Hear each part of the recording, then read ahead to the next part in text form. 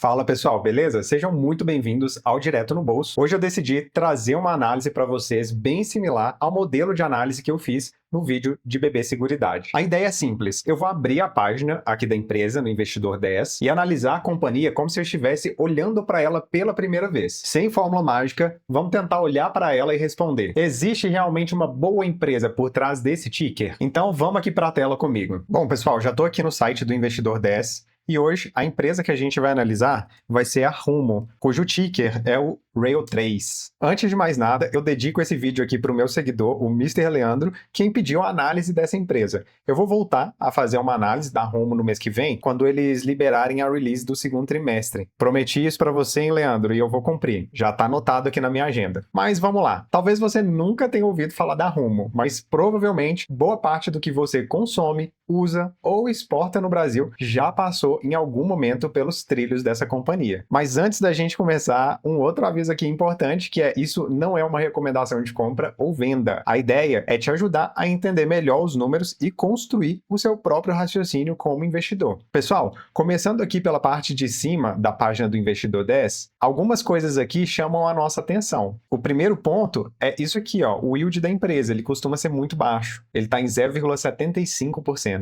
Um segundo ponto é que, descendo aqui, olha, nós vamos perceber que a empresa ela tem uma dívida muito alta. Olha, a dívida líquida dela está na casa de 17 bilhões de reais. E a dívida bruta, 22,89 bilhões de reais. É um valor bem relevante. Um outro ponto é que o ROI ele fica normalmente distante do que a gente vê em empresas financeiras ou empresas de tecnologia. E aí, para muitos investidores iniciantes, isso daqui que a gente viu já seria suficiente para fechar a página e procurar por uma outra empresa. Mas eu vou deixar aqui uma lição importante, porque empresas de setores diferentes precisam ser analisadas de formas diferentes. Comparar uma empresa ferroviária com uma seguradora é praticamente comparar uma companhia aérea com uma mineradora. Então não faz sentido. Os indicadores eles precisam ser interpretados dentro da realidade do setor. Então vamos voltar aqui alguns passos para a gente entender exatamente o que a Rumo faz. A Rumo ela é a maior operadora ferroviária do Brasil. Ela transporta principalmente grãos, açúcar, fertilizantes, combustíveis e diversos produtos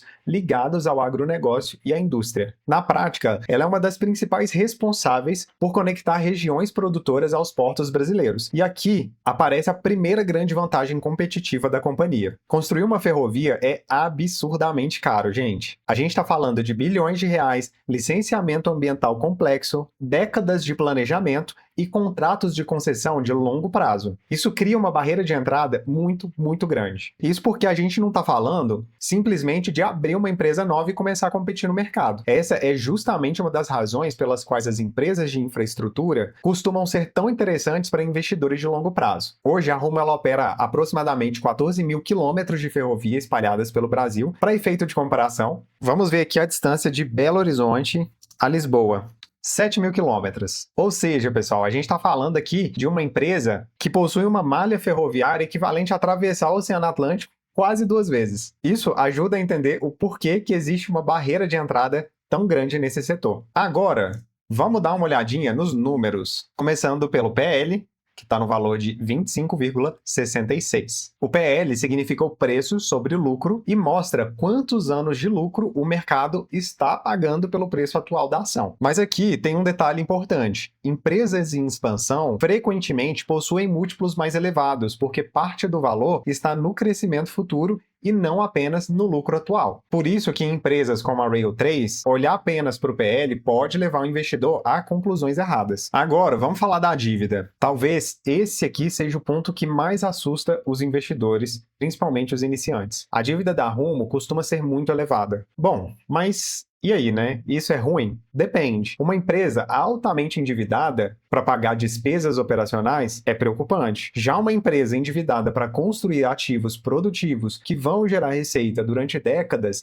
é uma situação completamente diferente. No caso da Rumo, boa parte dessa dívida ela está associada à expansão de malha ferroviária, aquisição de equipamentos e aumento da capacidade operacional. Ou seja, a gente está falando de investimentos. E aqui entra um conceito muito importante. Nem toda dívida ela é igual. Existe dívida ruim e existe uma dívida produtiva. O investidor ele precisa entender para onde que o dinheiro está indo. Agora, vamos dar uma olhadinha num outro indicador que é bem importante aqui na Rumo, que é o CAPEX. Para isso, até deixei aqui o relatório de resultados do primeiro trimestre aberto. Deixa eu buscar por CAPEX. Pronto, aqui, ó, achei. Relembrando, CAPEX significa investimento em expansão e manutenção dos ativos da empresa. Pensem que ferrovias, elas exigem manutenção constante, locomotivas, elas precisam ser renovadas, trilhos precisam ser substituídos e terminais eles precisam ser ampliados. Isso significa que parte relevante do caixa da companhia será constantemente reinvestida no próprio negócio. Por isso, dificilmente a gente vai ver uma empresa como a Rumo distribuindo praticamente todo o lucro em dividendos, como acontece com o BB Seguridade, por exemplo. E isso não é necessariamente ruim. Algumas empresas devolvem dinheiro para o acionista, outras reinvestem para crescer mais rápido. São só estratégias diferentes. Agora vamos aqui para uma informação interessante, que é o volume transportado. Aqui no relatório, a Rumo ela relatou um crescimento de 25% em relação ao mesmo período do ano passado. Então, quanto mais soja, milho, açúcar e fertilizantes circulam pelo país, maior tende a ser a demanda pelos serviços da companhia. E existe um fator extremamente interessante. O agronegócio brasileiro ele continua crescendo. O Brasil continua aumentando a produção e exportação. E transportar grandes volumes por ferrovias costuma ser significativamente mais barato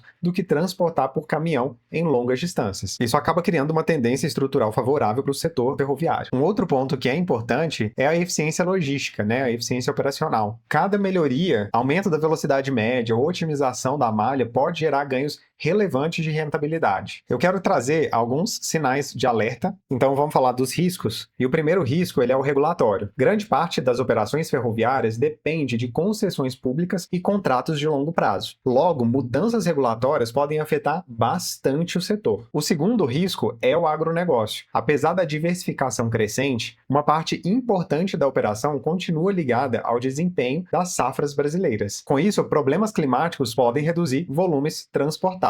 Eu acho que vale ficar atento aqui ao El Niño, que tende a se intensificar lá em meados de setembro/outubro. O terceiro risco é justamente a necessidade constante de investimento. Como a gente mencionou anteriormente, projetos ferroviários exigem muito capital e possuem retorno de longo prazo. Isso significa que erros de execução podem custar muito caro. O quarto risco ele é macroeconômico. Juros elevados aumentam o custo da dívida e podem impactar a rentabilidade de projetos futuros. Agora vamos dar uma olhadinha aqui no indicador que eu considero muito importante para esse setor, a margem EBITDA. Ela representa hoje o valor de 49,56%. A margem EBITDA mostra quanto da receita da empresa sobra antes dos efeitos financeiros, impostos e depreciação. Em empresas ferroviárias, isso faz bastante sentido, porque permite enxergar melhor a eficiência operacional do negócio, sem que investimentos pesados e despesas financeiras distorçam a análise. Um ponto que eu tinha visto aqui no relatório, que eu queria mostrar para vocês,